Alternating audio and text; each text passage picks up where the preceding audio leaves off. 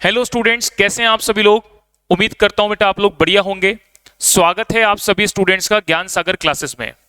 जैसा कि बेटा आप सभी स्टूडेंट्स को पता है, हमारी एबीसी एनालिसिस की जो सीरीज चल रही है, उस सीरीज में सीएमए इंटरमीडिएट के 8 पेपर की एबीसी एनालिसिस की सीरीज बन चुकी है।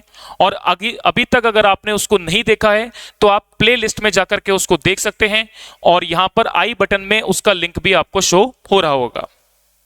इसके बाद अगर मैं बेटा बात करूं सीएमए फाइनल की एबीसी एनालिसिस की, तो उसमें हम लोगों ने अब तक paper number 13 corporate law and compliance का एबीसी एनालिसिस कर दिया है, जिसको भी आप लोग यहां पर आई बटन में जाकर के देख सकते हैं।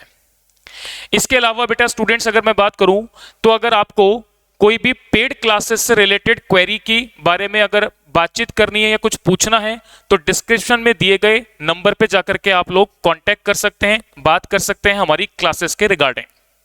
चलिए बेटा आज के सेशन को हम लोग स्टार्ट करते हैं। आज हम लोग डिस्कस करेंगे सीएमए पेपर नंबर 14 फाइनल का ग्रुप थर्ड का स्ट्रेटेजिक फाइनेंशियल मैनेजमेंट का पेपर। इस पेपर के अंदर अगर मैं बात करूं, तो लास्ट 6 अटेम्प्ट्स में किस तरीके से चैप्टर वाइज क्वेश्चन पूछे गए थे और उनकी फ्रीक्वेंसी क्या थी, उनका वेटेज क्या था, सबसे पहले बेटा उसको एनालिसिस करते हैं। इसके बाद हम लोग कैटेगरी वाइज इन सभी चैप्टर्स को डिवाइड करेंगे कि ए कैटेगरी के अंदर कौन से ऐसे चैप्टर हैं जो सबसे ज्यादा इंपॉर्टेंट हैं, बी कैटेगरी में जो मॉडरेट इंपॉर्टेंट हैं, और सी कैटेगरी में जो लेस इंपॉर्टेंट है। मैं यहां पर जो एनालिसिस बेटा आपको बता रहा हूं वो मार्क्स वाइज भी बता रहा हूं, उनकी फ्रीक्वेंसी वाइज भी बता रहा हूं, और कौन सा चैप्टर कितना टाइम कंज्यूमिंग है उस बिहाफ पर भी मैं आपको थोड़ा एनालिसिस करके यहां पर बताऊंगा। तो चलिए आज की हम सीरीज को स्टार्ट करते हैं, ध्यान से मेरी बात को समझिएगा। चलिए देखेंगे, सबसे पहले बेटा स्टार्ट करते हैं पास्ट 6 अटेम्प्ट्स के बारे में।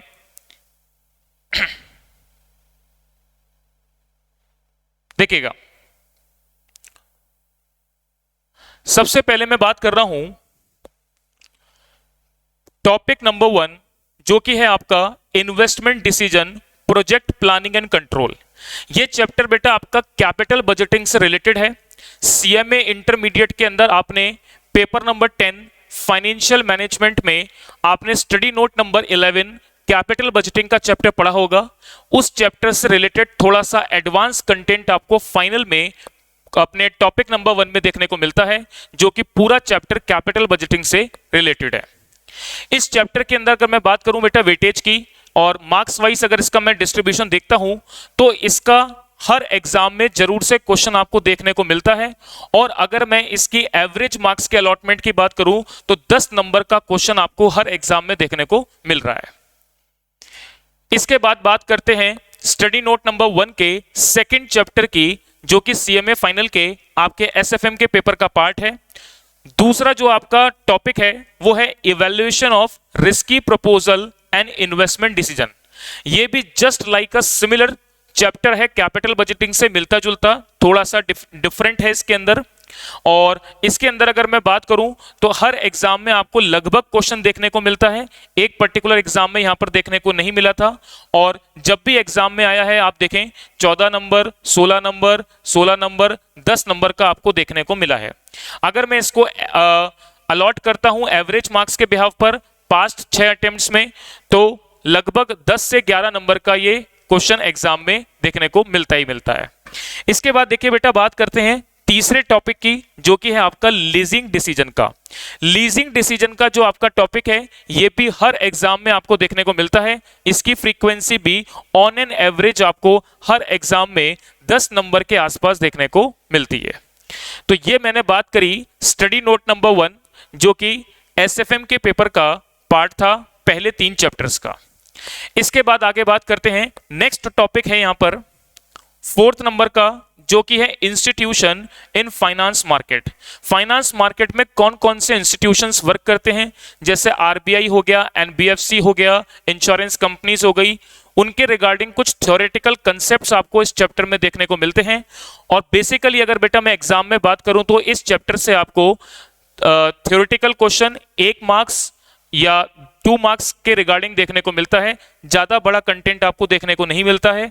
आप देख भी सकते हैं 4 नंबर के क्वेश्चन पूछे गए हैं और 6 अटेम्प्ट के अंदर इसको अगर मैं एवरेज मार्क्स के रूप में अलॉट करूं तो 1 नंबर का लगभग अलॉटमेंट मैं इसको दूंगा। इसके बाद देखिएगा बेटा, पांचवा अगर मैं टॉपिक की बात करता हूं तो इसमें है आपका instrument in financial market. Financial market में कौन कौन से ऐसे इंस्ट्रूमेंट्स हैं जो वर्क करते हैं, तो उसमें ये आपका जो चैप्टर है इसमें 8 नंबर, 16 नंबर, 4 नंबर, 20 नंबर और इसी तरह से ऑन एन एवरेज 15 नंबर तक का सवाल आपको इस चैप्टर में से देखने को मिलता है। इस पर्टिकुलर चैप्टर में अगर मैं बात करूं तो सबसे इंपॉर्टेंट टॉपिक है बेटा म्यूचुअल फंड्स का। म्यूचुअल फंड के कम से कम 2 क्वेश्चंस आपको एग्जाम में देखने को मिल जाते हैं जो कि इस चैप्टर के अंदर से कम 10 से 12 नंबर के आते हैं। बाकी कंटेंट अगर मैं बात करूं तो थ्योरेटिकल एस्पेक्ट के रूप में आपको कवर करना है। इसके बाद देखिए आगे बात करते हैं 6th और 7th नंबर का जो चैप्टर है ये पूरा थ्योरेटिकल बेस्ड चैप्टर है और यहां पर आपको लगभग बहुत कम वेटेज का जो अलॉटमेंट है वो देखने को मिलता है। एक बार यहां पर 10 नंबर का थ्योरेटिकल क्वेश्चन पूछा गया था, बाकी इनकी फ्रीक्वेंसी भी आपको एग्जाम के अंदर ज्यादा देखने को नहीं मिलती है। इस वजह से इनका जो एवरेज स्कोर है वो 1 नंबर या 4 नंबर में सिमट जाता है। इसके बाद देखिएगा आगे बात करते हैं, नेक्स्ट आपका टॉपिक है 8th नंबर का security analysis and portfolio management. Portfolio management से रिलेटेड ये जो आपका टॉपिक है हर एग्जाम में आता है और अब तक के जितने भी चैप्टर्स मैंने आपको बताए उसमें सबसे इंपॉर्टेंट और सबसे ज्यादा मार्क्स का वेटेज, सबसे ज्यादा फ्रीक्वेंसी इसकी देखी जाती है। तो ये बेटा सबसे इंपॉर्टेंट चैप्टर आपका है और इसमें अगर आप मार्क्स का अलॉटमेंट भी देखते हैं तो हर अटेम्प्ट में आप देखें 26, 26, 20, 24, 26, 30 यानी ऑन एन एवरेज 25 नंबर यानी टोटल पेपर का 1/4 पार्ट आपको अकेले इस चैप्टर में से देखने को मिलता है। इसमें आपको 3 से 4 क्वेश्चन एग्जाम में देखने को मिलते हैं। तो ये चैप्टर आप जरूर से सबसे पहली प्रायोरिटी पर कंप्लीट कर सकते हैं। और अगर मैं टाइम के लिए बात करूं तो फॉर्मूला बेस्ड चैप्टर है बेसिकली। अगर आप इसको कंसेप्चुअली पढ़ रखे हैं और एंड टाइम पे अगर आप इसको रिवाइज करते हैं तो केवल फॉर्मूला बेस्ड आप इसको जल्दी से कवर कर सकते हैं। इसके बाद देखिएगा नेक्स्ट पार्ट पे अगर मैं बात करता हूं तो देखिए टॉपिक नंबर 9 है फाइनेंशियल रिस्क। थ्योरेटिकल एस्पेक्ट को कवर करता है ये और इस पर्टिकुलर चैप्टर में से आपको थ्योरेटिकल कंटेंट के रूप में आपको क्वेश्चन देखने को मिलते हैं। एवरेज मार्क्स के अलॉटमेंट की बात करूं तो 3 नंबर का क्वेश्चन आपको यहां से देखने को मिलता है। इसके बाद देखिएगा नेक्स्ट मैं बात करता हूं टॉपिक नंबर 10 जो कि है फाइनेंशियल डेरिवेटिव से रिलेटेड और ये भी एक one of the important topic है आपके एसएफएम वाले सब्जेक्ट में। इसमें भी अगर आप मार्क्स का वेटेज देखते हैं तो हर अटेम्प्ट में 30, 24, 26, एक अटेम्प्ट में थोड़ा कम पूछा गया है, बाकी लगभग हर अटेम्प्ट में ऑन एन एवरेज 20 से 21 नंबर तक का कंटेंट आपको इस चैप्टर से देखने को मिलता है। इस चैप्टर में बेटा future derivatives, future forwards, options, swaps से रिलेटेड सारा कंटेंट आप पढ़ते हैं और इसका सवाल आपको 100% एग्जाम में देखने को मिलता है एक अच्छे खासे वेटेज के साथ। इसके बाद देखिए बेटा लास्ट टॉपिक आपका जो डिस्कशन करते हैं हम financial risk management in international operation. Ultimately chapter जो है वो फॉरेन एक्सचेंज से रिलेटेड है और ये चैप्टर भी आपका एक इंपॉर्टेंट चैप्टर है। इसमें भी आपको जो है हर अटेम्प्ट में एक कांस्टेंट रेट से आपको क्वेश्चंस देखने को मिलते हैं, यानी ऑन एन एवरेज में बात करूं तो 16 नंबर तक का सवाल तो आपको डेफिनेटली इस चैप्टर से देखने को मिलता है। तो ये मैंने आपको लास्ट 6 अटेम्प्ट्स में जो इंस्टीट्यूट का डेटा अवेलेबल था उसके रिगार्डिंग मैंने आपको बताया कि कौन कौन से चैप्टर से किस तरीके से क्वेश्चन एग्जाम में पूछे गए हैं, उनकी फ्रीक्वेंसी क्या है और उनका एवरेज मार्क्स क्या है। अब इन सारे चैप्टर्स को कंबाइंड रूप से अगर मैं देखूं तो इसको मैं कैटेगराइज करता हूं 3 कैटेगरी में, जिसमें सबसे पहले हम डिस्कस करेंगे कैटेगरी ए। कैटेगरी ए में स्टूडेंट्स अगर मैं बात करूं तो यहां पर मैंने सिर्फ 2 टॉपिक्स का डिस्कशन किया है। चलिए देखते हैं कैटेगरी वाइज। कैटेगरी वाइज अगर मैं बात करता हूं तो सबसे पहले कैटेगरी ए में देखते हैं तो 2 टॉपिक मैंने यहां पर लिए हैं। पहला तो है आपका पोर्टफोलियो मैनेजमेंट का जो कि 25 नंबर 1/4 पार्ट आपका कवर करता है और इसकी फ्रीक्वेंसी हर एग्जाम में आती है, 100% सवाल एग्जाम में आता ही आता है। दूसरा मैंने इसमें जो टॉपिक लिया है वो टॉपिक है आपका फाइनेंशियल डेरिवेटिव का, जो कि 21 मार्क्स का है और इसकी फ्रीक्वेंसी भी आप हर एग्जाम में जरूर से देखते हैं। तो ये दो टॉपिक ऐसे हैं जो लगभग 50% आपका पूरा पेपर कंटेन कर लेते हैं, सिर्फ बेटा ये दो टॉपिक। और दो टॉपिक में भी अगर मैं बात करूं तो फाइनेंशियल डेरिवेटिव टॉपिक जरूर से थोड़ा टाइम लेता है। अगर आपने एक बार स्टडी कर रखी है तो भी रिवीजन करने में थोड़ा सा टाइम यहां पर जरूर देखने को मिलेगा, लगेगा आपको। लेकिन पोर्टफोलियो मैनेजमेंट एक ऐसा चैप्टर है जो कि फॉर्मूला बेस है, इसको आप जल्दी से कवर कर सकते हैं। अगर एक बार बेटा आप लोगों ने अपनी स्टडी कर रखी है, एक बार कोर्स आपने कम से कम कंप्लीट कर रखा है, तो नेक्स्ट टाइम जब आप रिवाइज करते हैं तो बहुत कम समय के अंदर 50% स्कोर आप इन दो चैप्टर से ले सकते हैं। चलिए बेटा अब बात करते हैं कैटेगरी बी में। कैटेगरी बी में हमने कौन कौन से चैप्टर्स को कैटेगराइज किया है?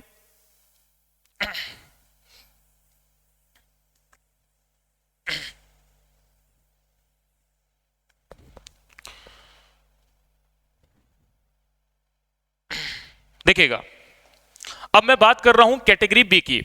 कैटेगरी बी में सबसे पहला चैप्टर है आपका financial risk management in international operation, जो कि मैंने फॉरेक्स से रिलेटेड बात करी थी और ये 16 नंबर का आपको हर एग्जाम में देखने को मिल रहा है। इसकी फ्रीक्वेंसी भी हर एग्जाम में बराबर से मिलती है।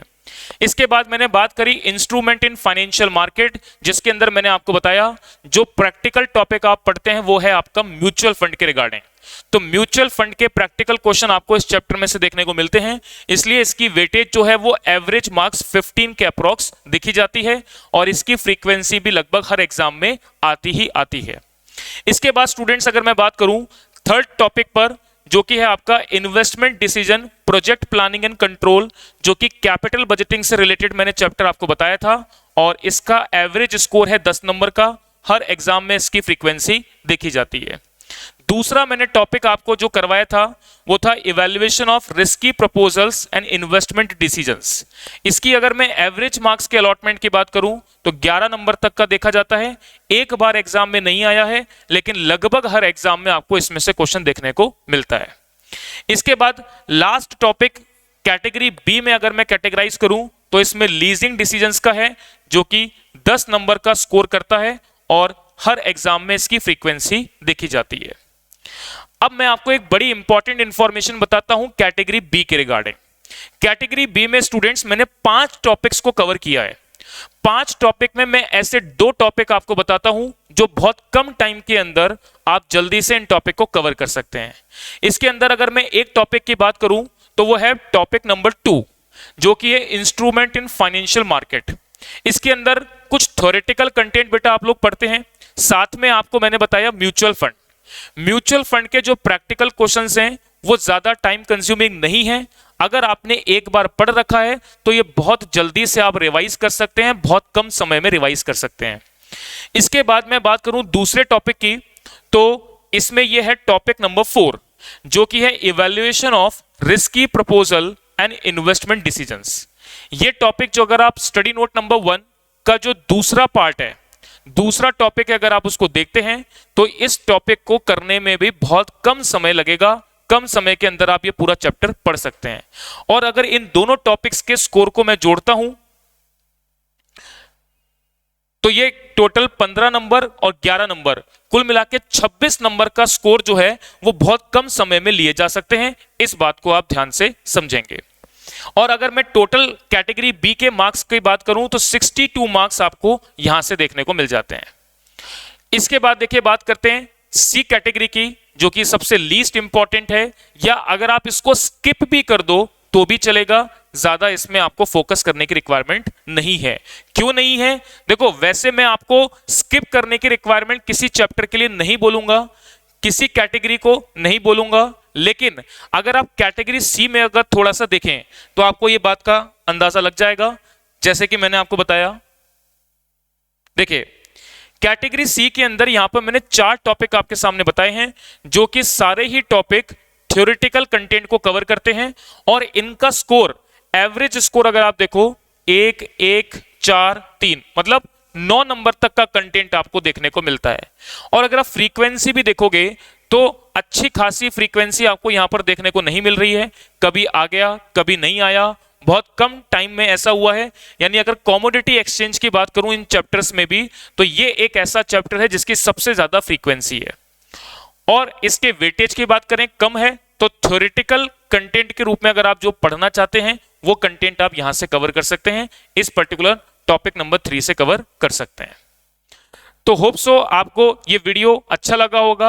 ये वीडियो अगर अच्छा लगा है स्टूडेंट्स, तो आप वीडियो को लाइक करें और चैनल को सब्सक्राइब जरूर से करें। चलिए स्टूडेंट्स, आज की इस सेशन में हम इतना ही रखते हैं।